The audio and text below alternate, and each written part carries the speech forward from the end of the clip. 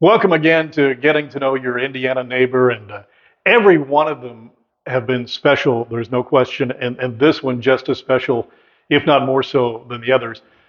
Mike Burkhart, who is the father of Travis Burkhart, and we're discussing the Travis Burkhart Foundation today, is with us. And Mike, thank you very much. What do you think of our new public library here? I like this. This is a very nice building. And I really appreciate the offer. I've watched several of your videos, and I'm very impressed with what you're doing with Well, that. well, well, thank you.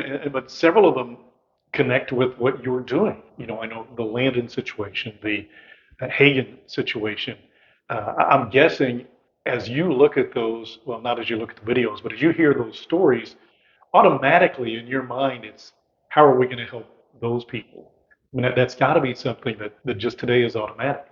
Yeah, and with Landon's situation, ball game a few weeks ago, and I didn't know, I'd never met his dad, Jared, but a guy comes up to me and he said, "Do you know who I am?" And I said, "No, I don't believe I do." He said, "Well, you guys have helped my son." And I said, "Ah, how is Landon?" And he stepped aside and he said, "You ask him." And when that happens for us, Yeah. that just brings the biggest smile on my face. And I said, okay, after the game, I said, I got to get you guys and Travis together. Travis, we was in the cafeteria area, and I said, I got to get you in to meet him. And I said, but those are the stories that we really, really enjoy that we can make a difference in, and to be able to see him, who had been told some of the same kind of things Yep. that Travis had been told, and it was just so heartwarming to see that young man walking and didn't have his neck collar on at the time, so that was gone. Mm-hmm. So yeah, we love those stories. Yeah.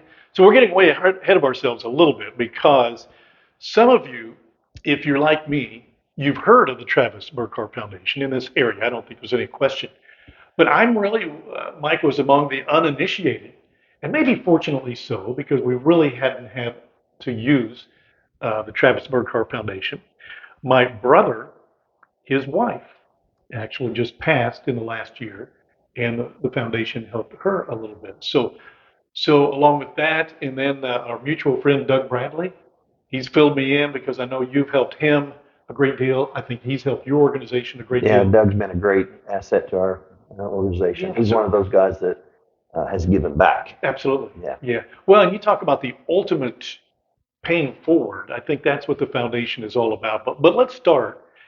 If somebody just came up to you, Mike, at a ball game or what have you, and Mike, I know of the Travis Burkhart Foundation, but can you just give a brief summary as to what it is you do, what your vision is? What do you tell them? Okay, so what I would tell people is that we're coming up on the 15-year anniversary of Travis's accident, February 8th of 2012.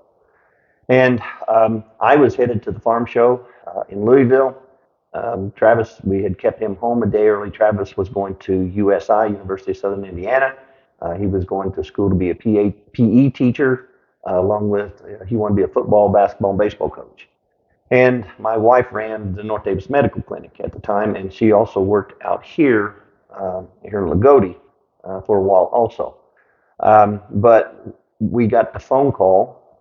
I was halfway there, and I get a phone call from the sheriff at that time, Steve Cox. Steve Cox was a longtime friend of mine.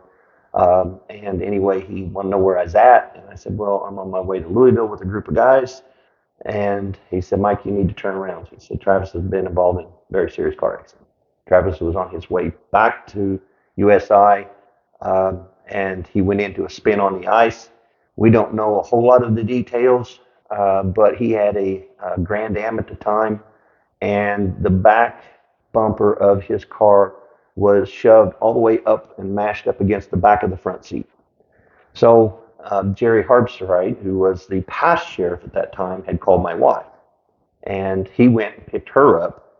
And then we turned around and we come back to the Ferdinand exit, and a state police officer met me there at the Wendy's there at Ferdinand exit off of 64. And then we came into Jasper, and Steve Cox met me there at the light at Rural King. It was incredible timing. And I know that this doesn't happen on an everyday occurrence, but he picked me up then, and we headed to Evansville. We were in the hospital system in Evansville. And so we all kind of got there about the same time. But when Travis come off the elevator, he was in the emergency room. But when he come off the elevator, we're looking at him thinking, okay, well, we're good. No big scars or any problems that you can visually see. And so Just he by goes, looking so far, you haven't just by spoken to looking at him, doctors. we thought, well, we're good. This will be a short term thing. So anyway, that very first night, we get called into a small room by our neurosurgeon, and I won't use his exact words, but he said, I guess you folks understand this is not a good situation. And well, we're like, well, yeah, we're in ICU. So yeah. He said, well, here's the deal. He said, he probably won't make it through the first night. If he does survive the first night, you're going to want to be searching out facilities for him and forget that young man was ever born. So that was the kind of guy that we was dealing with. And, you know, Can I ask your reaction and your kind wife's of reaction? startled. And the problem was, whenever he said that to my wife, why, of course she started crying, and he looked at her and said, I ain't got time to listen to you crying. Um, Here it is. This is what it is. That's it. Deal with it. So, it's one of those things that you listen to that conversation, and so then, of course, I understand where they have to be blunt to a point, but bedside manner's got to be better than that. And I've been trying for 15 years to get in to speak to a group of doctors, and explain to them what happens under those circumstances whenever you got a family that's going through that, and what position you put them in, and that you crush them at that point. So anyway, make long story short, why we're there for 5.5 months. About June. Um, well, let me back up a little bit. So we was, it got up into April. We was farming. We was in the field. Travis had moved to two different facilities. We had got to a rehab facility, and I was there. He got really sick, and I had went back home to go back to the field, and it ended up that my wife had to call 911 and had to get him back to the hospital. At that point, he went in at 212 pounds, and he got down to 147 pounds, and he carried a low grade body temperature all this time, and they kept telling us that it was because of the brain injury. But we also, my wife had worked in the medical field enough that she knew that whenever you have a body temperature, it also means that you've got some kind of infection going on in your body. So we end up back at the hospital. I get back home. It rains that night, 2 a.m. I go back to the hospital. I tell my wife, you need to go to the hotel, get some rest, and then I will stay here with Travis. And I waited on Travis's doctor from 2 a.m. until 2 p.m. And when he came in that day, I followed him across the room, and I said, you need to look at him because you're getting ready to lose him. So he's down to 147 pounds, and he's dying right before our eyes. And he's got something going on. You've been his infection doctor from day one, and we've not done anything with this body temperature, but there's something going on. So, and it ended up then that what they did was uh, they took out a sample of blood, pulled the white blood cells out, reinserted them.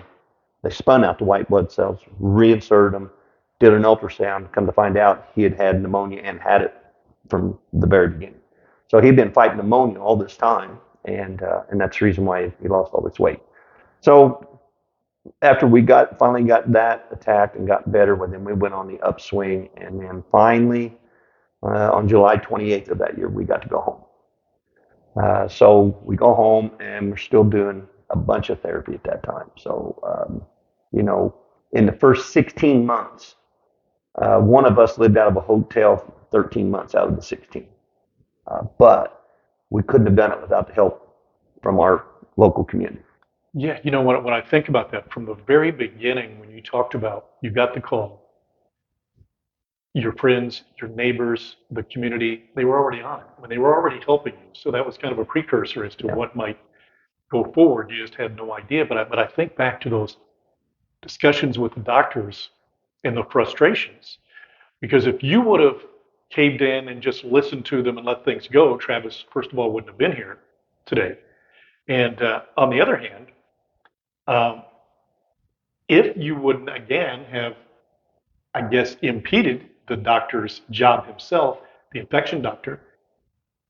He finally got the pneumonia diagnosis. But do you ever ask yourself that if they would have caught that earlier, would Travis have progressed more so today than where he is today? I think so.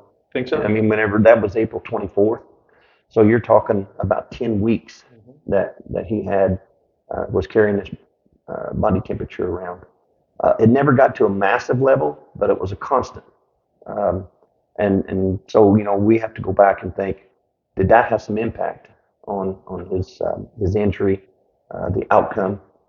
I honestly believe if we had gotten to a different facility, that we probably could have avoided. But the other side of that was after the first 2 weeks, we're sitting in the waiting room. We could never get this original neuro doc to talk to us, and he comes out of the side of the ICU, and I yelled at him down the hall, and I said, "Doc," I said, "have you got a minute? We haven't had an update in 2 weeks. Can you help us out?" And once again, I'm not going to use all the words he said, but he said, "I don't know what you people want from me. Blankety blank, I've done all I can do, and I've done all I can do for him, and I don't know what you want from me." So my mom was there. The bad part was there was other families going through the same thing sitting there, and the look on their face was like, "Oh my God." So I went to him and I said, "Doc," I said, "there's one thing about what you've said that it was your sense that was absolutely correct." And he said, "What's that?" And I said, "The part where you said you've done all you can do." And he said, "Yeah." He said, "What's that mean?" And I said, "What that means is you're fired. I no longer need you. You have done nothing for my son since he's been here from day one. You gave up on him the very first night in your speech. So therefore, we don't need your assistance." And he said, "Well, good luck finding somebody to replace me." And I told him, I said, "If I have to carry him out here on my back to Indianapolis," I said, "I will do it." But at the time, Travis was still on life support, so there was some stipulations of how we was going to Right. move him. And he came to us and wanted to know if we wanted to take him or keep him on life support. And it was a short spell, but once he took him off, he took right off. So yeah, that was some of the things he dealt with, and that's part of what we try to do is go back and help families prepare them for what can happen with insurance and those type of things, because there's no roadmap, so you don't really know what to do. It's like somebody gets cancer. There's no roadmap if you've never dealt with it with another family member or anybody else. It's hard to understand what this all looks like. Yeah, and we'll talk about how the foundation began, but that's the concept behind it. They went through, and correct me if I misspeak at all, but they went through so much and got so much help, but yet they understood what could happen when you and I go through tragedy. And that's kind of where the foundation started, was it not? That you said that you and your wife Kim got together and basically said, we've been through this. We do not want other families to go through this. How can we help? It's more than the gas cards. It's more than the cash that you've been helped with if you have. It's here's the things you don't know that you're going to see yet that we might be able to help you with, right? Yeah, and the other part of that too is, especially, well, I think we're all this way. Pride gets in our way whenever people bring help. And I'll give you an example. The first night we're there, had a guy I went to school with, good friend that lives in the Evansville area named Dave Wadsworth, and he got ready to leave, and he'd been with us, and his wife or his daughter and him would come every Sunday, and we'd have church service in Travis's room. But he came and he went to shake my hand, and he had $100 bill in his hand, and whenever I felt it, I just dropped it on the floor. And he said, "Berkey," he said, that's what he always called me. He said, "Berkey," he said, we've been friends a long time. He said, "We went to kindergarten together." And I said, "I understand." He said, "You got to take that." And I said, "Dave, we just got here." I said, "I don't have a clue what we're going through. At this point, we're fine. We don't need any help." And he looks at me and he says, "If you don't accept that," he said, "our friendship's over." And I said, "Yeah, right. We've been friends all these years." And he said, "No," he said, "honestly," he said, "God sent me here to bless you." And he said, "And if you don't allow me," he said, "you have taken away that chance for me to bless your family." And he said, "Then this is my small way of trying to be able to help you." And at that point, you have to sit back and say, "Okay, God's got a hand in this thing," and so you have to kind of humble yourself that, and accept that help. That you just don't know what it looks like in down the road. Yeah, and I think about I don't know you, but I know that you're a fifth generation farmer. And we all know that farmers, they live for themselves, right? Off the land. They don't ask for help. They don't need help. They do it. So it had to have been difficult and stubborn in a way Oh, for you to finally accept that. But once you accepted that, it seems like it never stopped, right? The help just kept coming. yeah, it never stopped after that. There was a pancake breakfast that raised a large amount of money. Two ladies put that together, but before it was all over with, there was golf scrambles. There were several things that was done, but there was $36,000 that was raised for us. And I can honestly tell you, it took every single penny of that to help us get through that. And so we spent we lived in Chicago on Michigan Avenue for 2 months straight. Stick a bunch of people that's been in a cornfield their entire life on Michigan Avenue in downtown Chicago, and uh, you got a huge effect coming that you're not used to. Right. And Travis went up there to do therapy there. We lived in Cincinnati for 4 months doing hyperbaric oxygen treatments, and we was all over the country trying to figure out how we can get this kid's life back as quickly as possible because just like in Landon's situation, the faster you attack it, the faster you're going to get back. The first 90 days are really important. And I heard Landon say something in your interview with him was that you have to relearn everything all over again. Brush your teeth. It takes 30 days of repetition, like constantly brushing your teeth the same way every day to learn how to do that, to feed yourself, to comb your hair, all those things. And it's factual that if you don't get that all back within 90 days, it gets pretty difficult at that point. Yeah. So, yeah. And the Landon connection, because I remember them telling me almost similar to what the doctor was telling you.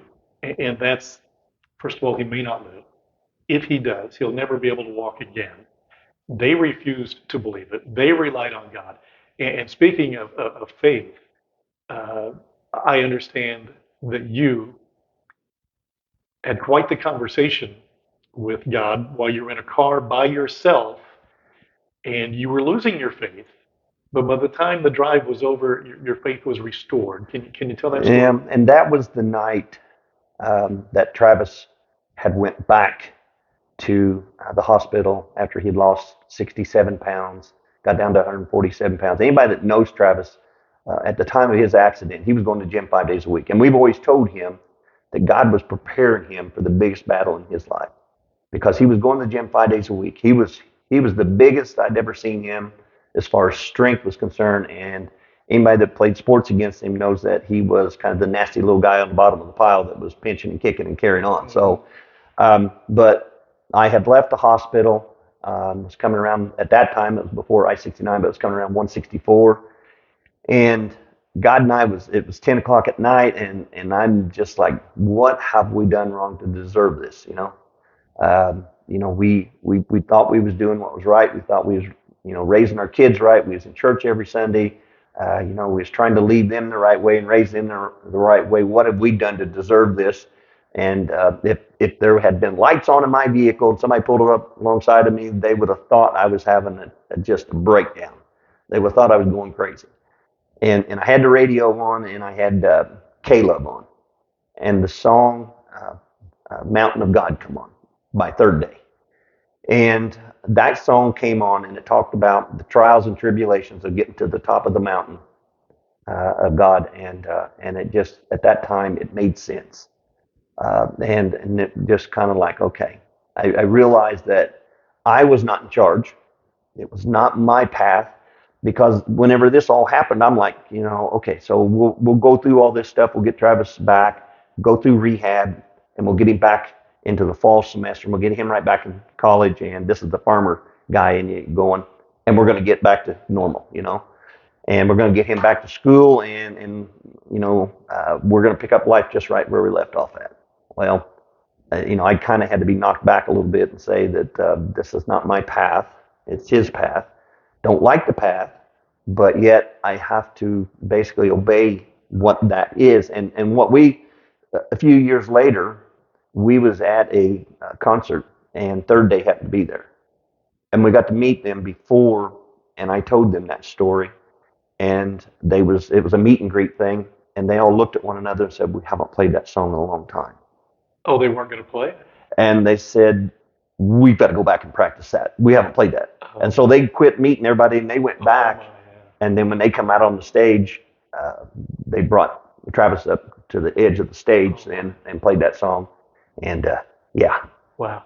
I yeah. mean, I can imagine you, It was pretty emotional. Wow. The whole thing was emotional to deal with. But after you get to that point, but it too is if you go through these kind of struggles in life and you don't depend on somebody else, how do you get through them? Because there's some of this stuff that's out of our control. We can't control it. I can't imagine going through it and not having the faith that God's got it and it's going to be okay, but we just have to trust it. What about your wife, Kim, during this time? I mean, I can't even imagine from a mother's perspective, but from the faith perspective, was she like you? Was she questioning? Was she wondering? Or did she keep the faith all along that helped her? My wife is a rock when it comes to, and she's always very optimistic.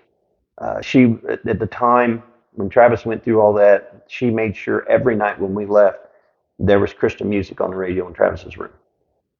And she wanted to make sure of that. And on Easter of that year, we had come home for Easter service.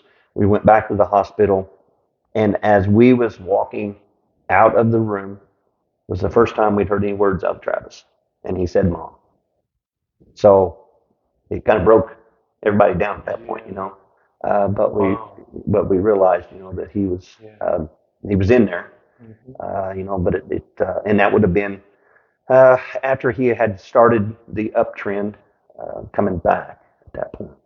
So, but yeah.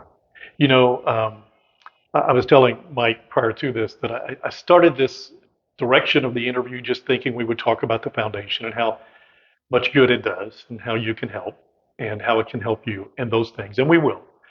But in digging through this, the incredible stories, the one there about your conversation in the car with God, that wasn't so much a conversation. That was a one-way conversation. But the most incredible story that I've gotten out of this, Travis actually had a two-way conversation with God. Can you tell that? Got into October 2008, late September, early October. And what had happened was I came home. We was in the field. We was picking soybeans, actually, harvesting soybeans. And I came home, and Travis was back in the bedroom, and I walked back there to just check on him because I hadn't seen him all day. And he looked at me, and he said, "I died." And I kind of touched him. I said, "No, you didn't die. You're here with us." He said, "No, I died at my accident." And I look over, and Kim's standing in the doorway, and got big tears flowing down her cheek. And she said, "He told me that story today, too." And I said, "Okay, so what do you mean you died?" He said, "Well, I died." And he said, "I got to see Jesus." And I said, "You've seen Jesus?" And we didn't tell this story for a long time. And I'll go into that in a second. But I said, "So what was the conversation?" He said, "Well, Jesus told me, he said, I love you. And so it's going to be all right." And I said, "Well, so what did you tell him back?" And he said, "Well, I told him I loved him." And he said, he told me, he said, "I'm going to give you a choice. You can either go with me or you can stay here." And I said, "So what was your response?" And he said, "I told him that if I didn't stay here, my mom would be really, really mad at me. So I need to go back." And so, and we didn't tell anybody that story. And 2 years later, we run into the ladies that was the EMTs at his accident. And so we're thanking them. It's the first time we really had a whole lot of contact with them. And so we told them the situation, thanked them, and said, "He tells us this story." And told them the story, and they both looked at one another. They both just got pale white, and they said, "He did die." They said he was so big we couldn't get him out of the car because it was so crunched up, but his heart had stopped. And the one gal said, I'm in the car on top of him, giving him CPR, pounding on his chest, telling him, I know your parents. You can't leave me. And you've got to come back. And so she said, I'm doing CPR, doing CPR. And she said, all of a sudden, he just takes a great big deep breath. And she said, he's back. And so that at that point, we're like, whoa, this was really something. You know, you hear those stories and you see movies, and you don't, you know, you always go, okay. But whenever you see the sincerity on his face of him telling us that, and then the sincerity of the two ladies that brought him back, then you realize that, yeah, God really does have a hand in this thing. And he described what he saw Yeah. when he was talking. Yeah. I mean, he talked about that he's seen bright lights, and we're like, you mean like rainbows? And he said, no, just lots and lots of bright, colorful lights. And he described Jesus with a beard, long hair, and a white robe. And he described the whole situation. So, yeah. But you did not know until 2 years later, and you knew the EMTs. You didn't know that he actually did pass away. Yeah, we didn't have a clue. Yeah. Yeah. Yeah, and that floors me, and it would anybody. Yeah. But that's amazing. So as we'll do a little spoiler alert here because just want to make sure that the people who aren't aware of the situation, this has been now 14 years, well, coming up Coming on up on 15 years. 15. So Travis' situation today, how would you describe his physical? How would you describe his mental skills? Mental skills he's all over. We'll pull out some of these college books from the past. Anything that was prior to his accident, he can spot on tell you. He will tell you. You know, and we always tell him he's got man memory because we ask him what he had for breakfast. And he's like, I don't know. But it wasn't what was important to him, you know, but he remembers. It's kind of like an old person that, you know, you remember what happened to you way back, but you can't remember what happened yesterday. But physically, he goes to the gym 2 days a week and works with a personal trainer. He has been to weightlifting competitions, and these aren't Special Olympic competitions. These are going to weightlifting competitions, and the event that he always competes in is bench press. And so he's going to the gym or going to these competitions and competing against other people. And he's had some really, really good trainers. Joe McDonald is one working with him now who does a great job with him. And him and Travis have a great Anytime friendship. Fitness, right? Anytime Fitness. Washington, yeah. And so we're in Flora, Illinois. And the first time we go, and I get him up on the stage, and then Joe and one of the other trainers, Alex Vasquez at the time, I let them take over. I get Travis up there, and Travis can walk with a cane as long as we're on guard with him, with assistance. So I get him up there, you know, and you kind of look at the crowd, and you know, they're like, "Oh, that's nice. This boy's wanting to compete." And so, you know, you get 4 lifts. So he'll start out at somewhere around 225 pound, and he'll lift it, and then he'll gradually work up. So before it's over with, his personal best was 319 pounds that he bench pressed. And so by the time after the last lift, these guys that are competing against him are getting a little aggravated that they can't understand how. And what Joe and the trainers do is all they do is just keep the bar balanced. They'll help, but they'll get on each end of the bar and keep it balanced. But Travis does the rest of the work. So we get to the end of that competition, and the guy that runs it, he said, "Hey, these guys are asking a lot of questions. Would you be willing to speak to them?" And I said, "Yeah, give me the microphone." So I told him, I said, they wanted to know what happened. So I told him his story of his car accident and what happened. And I said, he has gradually worked his way back to this point. And I said, he lifted 319 pounds today, but guys, the thing is, he only has about 80% use of the right arm. I'm not sure how bad he would have beat you if he had 100% use.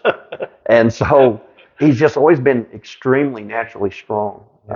And so, you know, that's the thing is that, you know, he's always had that work ethic. That's amazing. So if I was sitting here talking to Travis, he could understand me clearly, everything, just communicating back is difficult. Communicating back is a problem. Yeah. But no problem. I think I heard you say or saw you say that if you're going to talk to Travis, talk like you would talk to me. He's going to understand you. Yep. Don't talk slow.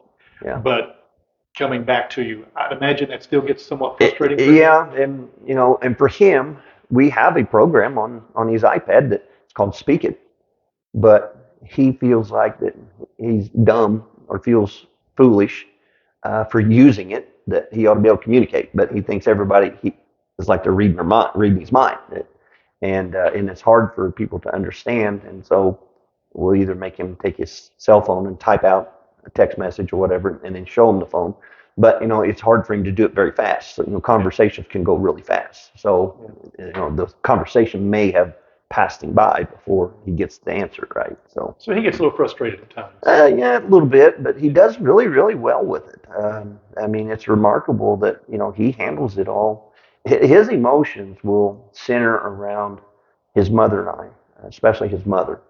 Uh, if she's frustrated, then he wants to try to fix why she's frustrated. Yeah. And that's just kind of a son and a mother's relationship. So his mental capacity is good. Does he? And his memory is good. Does he remember anything about the day of the accident? Other than what we just talked about, not much. Just right. Wow. Yeah. The only thing he remembers is when basically he was gone from this earth for a short period of time. Yep. Yeah, and I think you find that with a lot of people, they won't remember, and I think that's basically shock has a way of taking that part away from them. I don't know if it's God's way of putting up a curtain so that they're not a part of it. What about going forward, Mike? Are you continuing any sort of rehab to help that communication, to help that 80% with his right arm, I guess, his mobility? Are you still hopeful that will still recover in some sense? We was going to IU Neuroscience and had some miraculous work. They had machines there that were $8 and $900,000 machines. I mean, these were robotic machines that was retraining him they would put him in this machine and it would retrain him just like the robotic stuff that you would see on some of these movies. And we were seeing some really, really good results. And keep in mind, at the time we was still farming. We was trying to get him to Indianapolis 3 days a week. We was running a convenience store. And we had all these things going on, and all at once we lose the finances. We lose the store. We lose one of the largest farms that we had, and all of that was what we was using the finances to get him to Indianapolis, because we wasn't using any of the funds from the foundation, and we was up to the point to where, as board members, that is in our code of ethics within it. And so we was using that money to get him to Indianapolis and was making good progress. And so we had to shut that down at that point. And that's been almost 5 years ago now. So we try to, Travis will get up sometimes at 5 o'clock in the morning and we'll be up and he'll be on his exercise bike at 5 o'clock in the morning. And he'll ride it for an hour and a half. So, we try to keep him in the best physical shape we possibly can, in case the way the medical field is, something changes. Yeah. That we're ready. I assume he enjoys getting out. He enjoys being among people. Oh yeah. Still goes to ball games. That's his atmosphere. He knows exactly what's going on at the ball games. Sometimes too well. Yeah. Well, that's not just Travis. That's just the way he is. So we've been at some games. It's like, okay, come back here a minute. Yeah. Well, he was an athlete. Right? Yeah, he was. North Davies in particular, right? Yeah. Then was he able to enjoy the state championship last year? Yeah, we was able to go. Yeah. Oh, fantastic. Yeah. And the cool thing was, in 2008, Bar Reed was very, very good to us. Washington was, with their run going to the state title, those guys was sending cards signed by the team, and we was getting all kinds of stuff from those schools, and it was extremely impressive that those schools thought enough of Travis that that they didn't want to forget him. And sometimes that's what happens, is that once the dust settles, and that's what we want to do, the foundation, is that once the dust settles, we want to still be there, because sometimes these roads can be pretty long. And that's what we experienced. I mean, I go to the Bar Reeve games, and as soon as I hit the door, Aaron Ash is like, "What can I do to help you?" Yeah. really, really good about trying to help us in any way we can. Yeah. When John Casper was here at Lagodi, John was the same way. John would come find us and say, okay, how can I help you guys get where you need to be? So, yeah. Well, the Hagen Nepp situation again, it's different, but from the aspect of people wanting to help, I mean, it's statewide. It's I say it's statewide, but it's grown further than that. But so is yours. You've got stories that you could never imagine where financial help comes from, right? Because of just certain things. You were telling me a story about Travis handing out pamphlets at a farm show. Yeah. Yeah, and that's the thing that sometimes we don't realize with Travis is the impact that he has on people that are watching him from a distance. And we're at a farm show in Louisville last year, and a couple weeks later, then we get a check in the mail. And so it was from Arkansas. So I called the gentleman to thank him, and I said, "How did you find me? Through TikTok or what? How did this come together?" And he said, "No," he said, "My family we flew into the farm show." In Louisville, and he said, you're driving around there all day with a 5-gallon bucket, you fill it up with all this stuff, and he said, this kid come up to me and handed me a pamphlet that was in a wheelchair, and he said, we couldn't communicate, but we could connect. And he said, we get back on the plane, he said, the only thing I kept out of that bucket was that pamphlet, and he said, I read that all the way home, and he said, I looked at that, and when I got home, I told my accountant that we've got to send him some money. And so we developed a friendship, and next October, their thought process is they do a farm show every year, an antique farm show, and this year they raised money for the Make-A-Wish Foundation, and next year they want to do our foundation as the recipient. Yeah. So it's had really long fingers on reaching out. You told me something just a moment ago here that you had run out of finances so that you couldn't go up to the IU neurology, and then you said your board, the foundation, has a code of ethics, but yet you still need help, right? So do you do you and your family still get help for uh, Travis, or does everything go into the foundation, which goes to help other people? Yeah, everything goes into the foundation that helps other people. Yeah, we'll be fine. You'll be fine. Yeah, we'll be fine. Are you sure? Yeah, we'll be fine. Okay. I mean, we decided to, whenever we'd lost, the store and lost the farm, we decided that we would retire. And so, so we sold some farm property, and then we had an equipment sale then 2 years ago last week, and whenever I started that process, through COVID, everybody was kept closed in, couldn't go nowhere, couldn't do anything. And I got on TikTok May of 2020. And everybody had always told us, you guys got a book to write and a story to tell. And so I told my wife, I told Kim, I said in October, I said, I don't know how to write a book. I said, I think this is where we're supposed to tell Travis's story. And so it ended up that I got on TikTok and I started talking about what we do at the foundation, about some of the stuff we've already talked about. And it kind of exploded real fast. That was on like October 18th. By the 1st of November, I've got 15,000 followers on TikTok. And so we decided we'd need to call our kids and let them know that Dad's on TikTok. TikTok. Yeah, TikTok. So call our oldest son and told him, and he's like, what in the world are you doing on TikTok? Isn't that the one where half naked girls are dancing around? And, well, it is what you pull, the algorithm will pull you wherever. Right. And his mom spoke up and said, well, he must be doing all right. He's got 15,000 followers. And he's like, you guys don't know what you're looking at. He maybe have 150 followers in less than 3 weeks.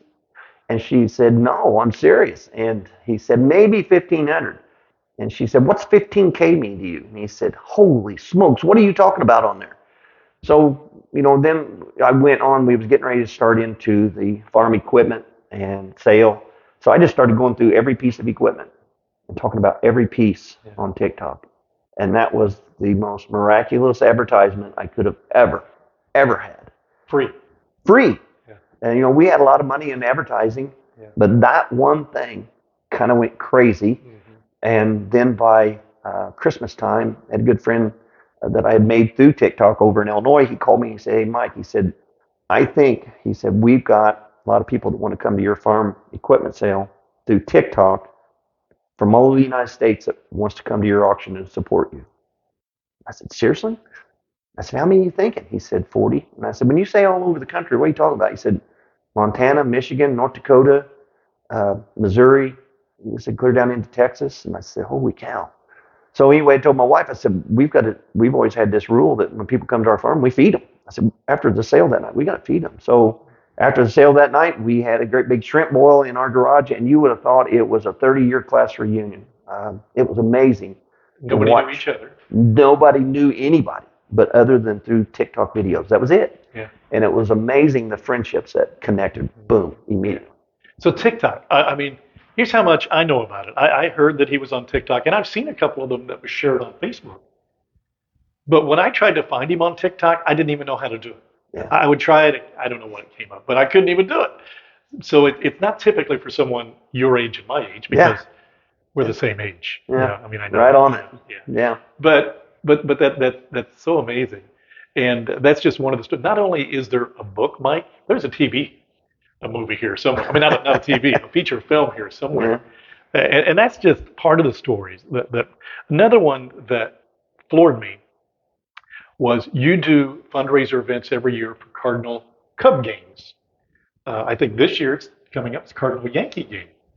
I might hitch up on that. Yeah. That'd be a good one. Please hurry because our tickets are going really, really fast. Yeah, they really are. Okay, doggone. Well, July 1, but we'll put something up on the screen for that. Well, good. I mean, I said doggone. I'm glad. But yeah, I better get going. But Travis has been invited to throw out the first pitch on a number, 2 or 3 occasions, right? Right. So one instance in particular, a story that just brings tears to your eyes, it did to mine. I'll let you tell it.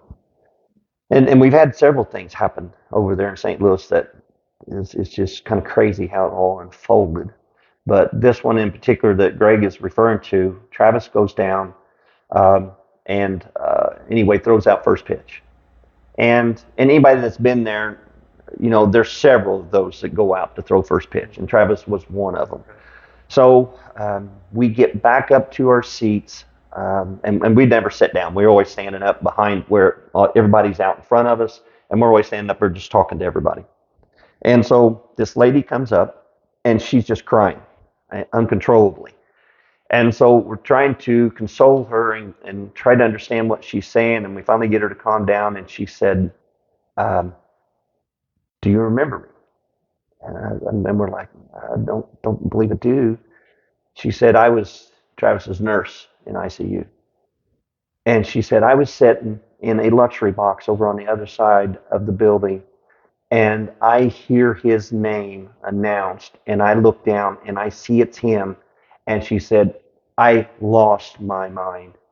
And she said, I started crying, and everybody in the room's trying to understand what I'm talking about. And she said, he was my patient in ICU in Evansville, Indiana. And she said, I had to come find you guys. And she said, to see what he's doing is remarkable. And we said, okay. She said, they told us that he had died. We thought he was gone. And she said, in ICU, patients come and go so quick. And she said, I've been doing this for 26 years. And she said, I had come to a point to where I didn't think I was making a difference in anybody's life. And she said, for me to look down there and see him, she said, I could do this another 26 years. Yeah. And she was just a special lady. And we've had those things happen. And Travis has had a lot of good experiences. We met Freddie Gonzalez, and then of course he's got a really good relationship with Tim Tebow.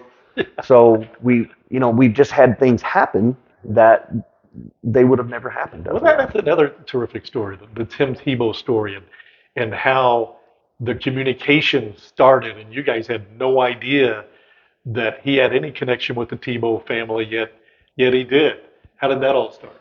We didn't realize it, but he was actually connecting through emails. We believe we was in Chicago, and Travis was in a therapy center up there. And so we come in there one day, and the therapist, she comes and gets us. She said, you got to come back and see what Travis is doing. He's doing the Tebow. And at the time, we're like, we thought he's having seizures. We didn't have a clue what she was referring to. And so anyway, we go back there and he was on one knee, like Tim was doing before the game, he'd pray. And so, and we're looking at it, and then we got to looking into his phone or his iPad, and he and Tim's mother had been communicating back and forth. And anyway, it just grew as a friendship after that. Then that next spring, we would have went to, I guess it was 2 springs later, we went to Tim's celebrity golf scramble, and we was greeters on the first hole, and done that for 5 or 6 years, and got to meet incredible people, Gary Sheffield, Evander Holyfield, Artis Gilmore. I've got a picture with me and Artis Gilmore together. I waited all day because we're going back now. And not very many people would have understood why I waited on this guy, but I watched him when he played for the Kentucky Colonels, and watched him as I growed up. He was the big left, and the biggest man. We've been around the Zeller boys and Seth Coy and some of those 7-foot kids, but Artis Gilmore's the biggest man I've ever been inside, and he made me look like a kindergartner. And he's just really just a soft-spoken soul. And Tim Tebow, I understand. I don't know whether it was at that golf tournament or not. Pretty special gift to Travis is his golf shoes. Yeah. So we're at the first tee, and a lady by the name of Ansley Burkhart, who she is on Fox and Friends every morning. She's one of the hosts on there. So she was there to do a story with Tim, and they pulled up in the golf cart, and Tim come over to Travis, and they're talking for a little bit, and Tim looked at Travis, and he said, "So, you like my shoes?" Travis said, "Yeah, no, they're okay." He said, "No, really, do you like them?" He said, "Yeah, I like them." And so he said, "Well, I'll tell you what, when we get done, he can have my shoes." And so, well, that's cool. So at the end of it, they have an autograph time around the practice green. And so we'd went down there, and we hadn't paid any attention to Travis, and he had wheeled right up next to the practice green and took his shoes off. We didn't even see him take his shoes off, and he set them up on the green. And Tim's coming down through there signing autographs, and he gets there and he sees those shoes, and he looks at Travis, and he said, "I haven't forgot you." And so Tim takes his shoes off, autographs them, puts them on Travis, and then ties them for him. And it was just a really cool day the way that all turned out. And it ended up that story was on Fox News the next morning. Oh, wow. Okay. So, yeah. Did the Burkhart Foundation have, did they not have something to do with the Night to Shine with Tim Tebow? Yeah. My wife does the local Night to Shine and has now for, I think, 5 years. Okay. And it is an incredible event to sit back and watch. Of all the events we do every year, that's probably one of my favorite. To see these folks, special needs folks, and see them get the chance to have their own prom is really, really special. And they're so appreciative. The first year we had a little old lady, 93 years old, and she come to us and she said, "This was my first prom ever." First time she ever got to go to a prom. And but they just have such a good time, and it's a very, very special event and how it's organized. And my wife and it takes close to about 400 people to put this on, because there's stipulations through the foundation or through Tim Tebow's foundation that they have to follow those guidelines. But then there's also, you got some that has food allergies, and so you have several things that you have to be very, very aware of. But it's a really fun night to go through. And so I would encourage anybody to get in contact with my wife if they want to be involved in it. It's coming up on February 10th, and this time it will be at Vincent's. We'd had it at Crane at Westgate, and that was just the perfect facility for that. Yeah. We'll talk about some of the fundraisers that you do throughout the year. Obviously, the Cardinal Yankees this year. Why did you get away from the Cardinals and Cubs? You'd been doing that for several years. The Cardinal Cub thing has just been an explosion of great sales. But since the Cubs won the World Series, they want to win now. Before, they would just come under all circumstances. They wanted to be there to support their team. And so those tickets had really slowed down on sales. And so this year, every team in MLB is playing one another. And so we looked at the Yankees. We knew that Harrison Bader had been traded to the Yankees, Oh boy, yeah. and is actually going to be is projected to be their come out player of the year for the Yankees this year, and had been just a fun kid to follow. As a Cardinal With fan, I what a hated to great see it. energy. Hated to see it. Yeah. And so, and then of course, Aaron Judd coming back, and we didn't realize, but we thought, okay, we've had, I think we've had the Pirates, we've had the Braves, and of course the Cubs, and the Cubs had been a staple for probably 4 years. We've been doing this for I think 10 years now, and so we looked at that and said, well, and they send us a list and tell you to fill out your 5 choices of games. So we filled out 3 out of the 5 was Yankees, and so because we thought, well, that's our best shot. So, and those tickets have went quickly. We've already asked for another 150. That we've already sold almost 300 already. So we knew that okay, it's early because we've had times where we're getting right up to the last week and we still have 100 tickets left. And so And those are yours. You're eating those tickets. yeah, we can return a portion of them, but there's a portion that we after you get to a certain point you can't. Yeah. And that's the last thing we want to do financially is to eat those tickets. And so I've tried selling them on the street. That's not a good idea. No. I don't advise anybody Yeah. doing that and trying to scalp those tickets on the street. That's not a good idea. So July 1, what day is that? It's a Saturday. It's an Saturday. afternoon game. Guaranteed to be nice and cool. Don't worry about the weather. Absolutely. 1st of July, it'll be fine. But I did read where you guys made sure you put out there where your seats are. They're out of the sun. Oh, we're in a good spot. And There's we've been going there for several years and just stumbled upon. So every year they'll give us 4 tickets, and they put us out there this year in this left field porch area, and it's tucked up underneath the upper and the second level. But then there's also great big fans out there. There's a big bar behind it, and then even at the back of that there is some seats that's at a bar level, and then there's a whole great big seating area back there. And we told our reps that that's where we need to be because the heat gets us really bad. Yeah. Yeah. And it's the Yankees, and if you're familiar with Major League Baseball ticket prices, they do tier pricing, which means the better the competition, the better the draw. The tickets are going to be higher, but I thought these were really reasonable. I looked online the other day, and online those are $120 seats, and we're selling them for $65. Okay. And how many do you have left? We'll have another 150 yet. Okay. So, like I say, they're going, going pretty fast. Well, that'll be great. Other fundraisers that you do throughout the year that do well for you? Of course, we do the golf scramble. That's the first Saturday in August every year. Last year we were sold out. Where's your scramble? Is it? And it's at Country Oaks here in Montgomery. Okay.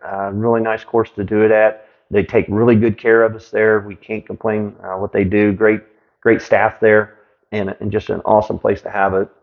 And just a beautiful course to be at also. And then we'll do what's called Ride for Recovery, which is a Jeep poker run.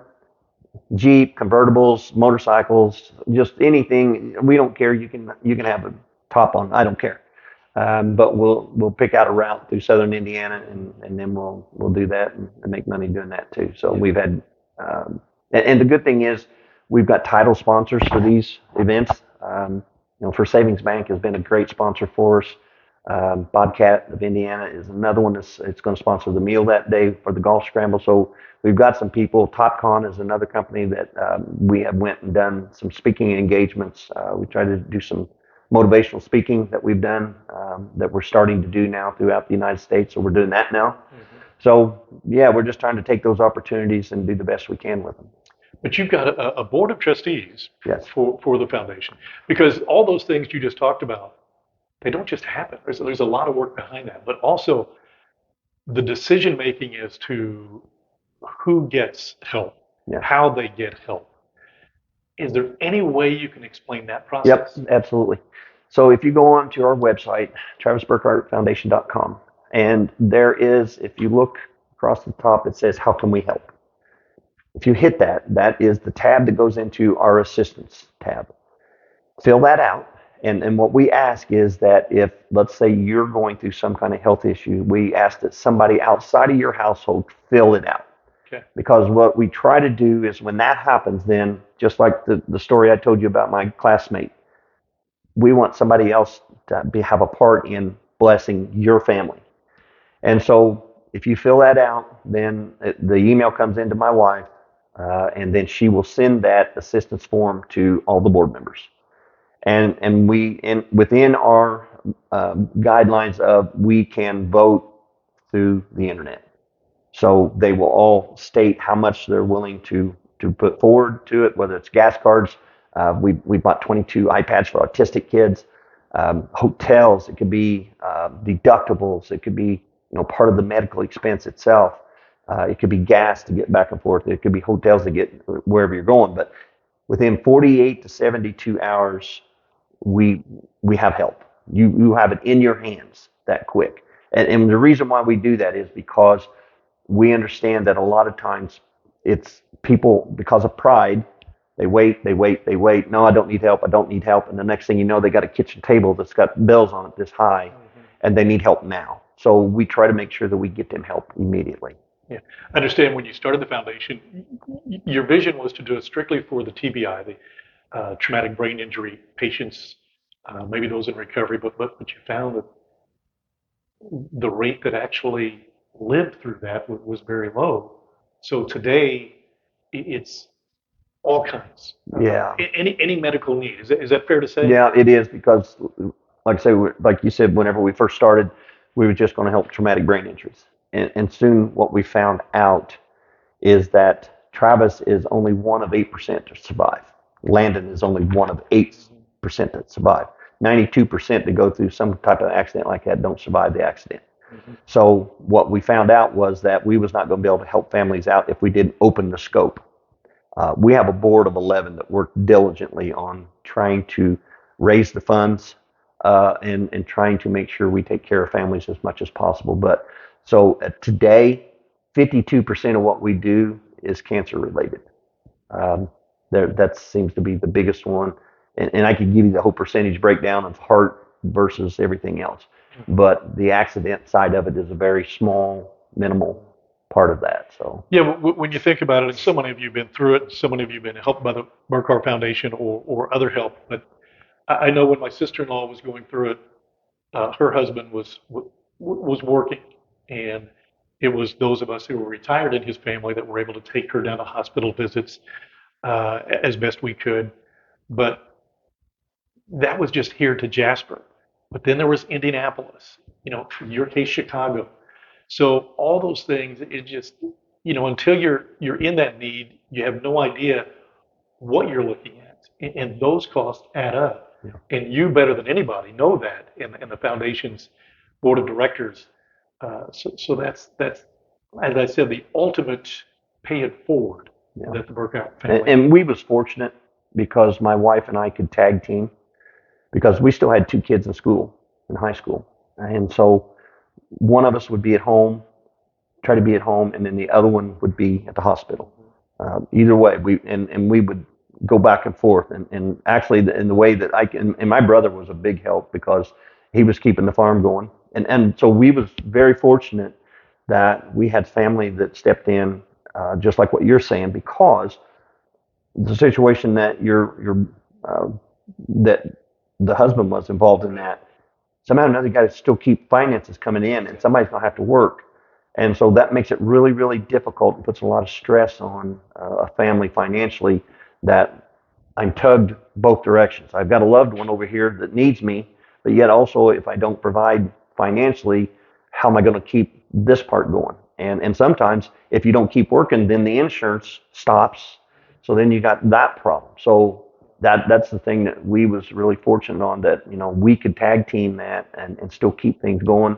And the hospital at the time that, my wife worked at, they paid for our insurance, the whole staff paid for 90 days of insurance. And then after that, we paid Cobra insurance for 3 years. And so that was really, really pricey. So it starts beating up on your finances hard and fast. Yeah. But you said on the travisburkhart.com website, there's a tab that says, how can we help you? But there's also a tab, how can you help us? Yes. Can you explain that? Yes. And we've got people, and here's the other thing is that is not a one-time help. If you fill out and you need help, fill it out monthly because it is a reoccurring thing. We've got one family we've been helping since 2015. And so we help monthly with those expenses. But the other side of that is our fundraisers. Our fundraisers is a place that people can help us, but then we also have people that's donating through their pay stub. They donate every pay stub. We've got sponsorship levels that we have people that help with our sponsorship. Matter of fact, we're going through our sponsorship drive right now. So if anybody wants to help sponsor us, all they got to do is let us know. They can go on the website and they can send my wife an email and say, please send me the packet. And This is individual or business? yeah, individual businesses.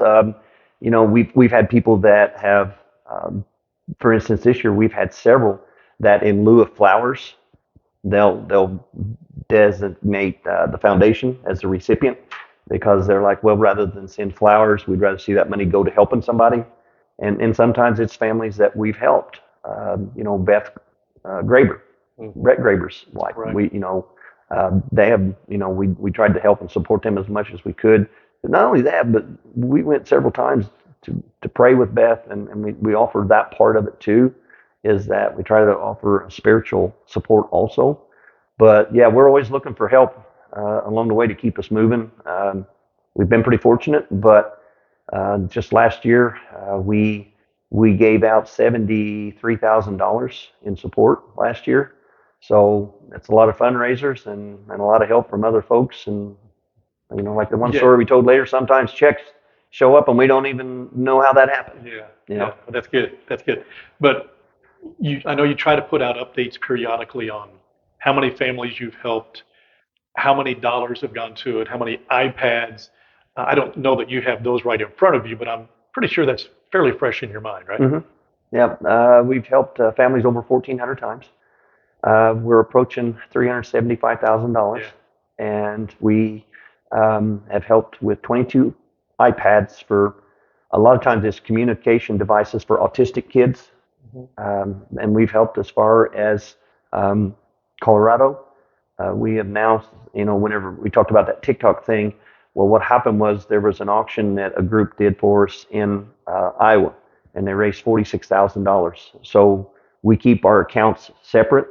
So the money that's raised in this area stays in this area, and then the money that was raised in the Midwest, then we were able to scope out and help out outside of that scope.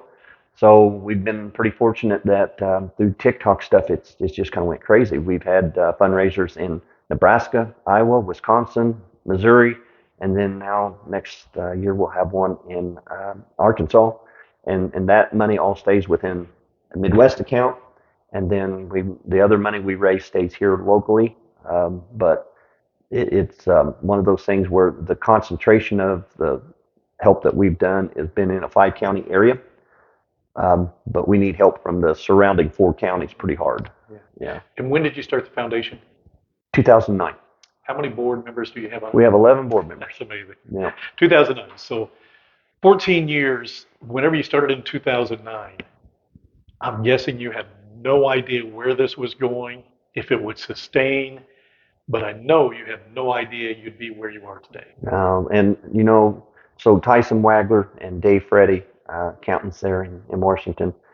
Tyson and I worked for a year and a half to get our 501(c), and it took a year and a half. And we was very fortunate because we had an IRS lady that was really good about, she would deny it, but then she would send back or call Tyson and say, okay, I can't tell you what to do, but if I was you, here's what I would change.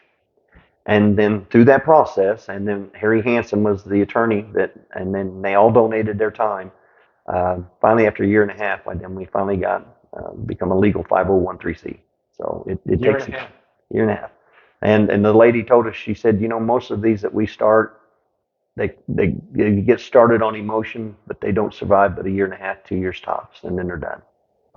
And they fold. And here we are almost 15 years out, and we're still going. Well, I've talked to Kurt Johnson with the Martin County Community Foundation, and he's talked, now people are in their will they have money going to the foundation to help. And I'm guessing that's probably, if it's not there already, it's That in the would be not too something distant that we future. would entertain. Yeah, absolutely. Absolutely. Well, Mike, I usually give our guests kind of a form at the end, just to anything that I didn't ask, anything that you wanted to talk about that you didn't. Um, so it's your time right now, Mike. I kind of got the whole time anyway, right? No, we shared it. We shared it. Okay. Yeah. And then I try not to overrun that. Yeah. But there's so much within that story. My whole message to most people is don't never give up. Is that even though you've got medical professionals that are telling you there's no hope, there is hope. There's a way out of this thing, but sometimes you just got to have to trust somebody else within that situation. But we've been very blessed, and we're always looking for anybody to help us along the way. Because if the more of these fundraisers that is done for us, the more we can focus on the mission itself. We're not spending all of our time trying to raise money that people are stepping in and saying, hey, I like what they're doing. I like because our thing is we start where insurance stops. So in other words, there's a lot of things that happens after the cost that insurance picks up that people don't think about of the control or the things that are out of your control, but still becomes a part of the medical process to try to stay afloat and get through this thing. And that's what we do. We try to help with that. Mike Burkhart, thanks for coming down to Martin County. Okay, I appreciate it. It's good. It's a little scary getting into Lagodi. Like I told him when I played basketball, that chant of LOOGOOTEE What was haunted that? me. What was that chant again? No. Yeah. North Davies.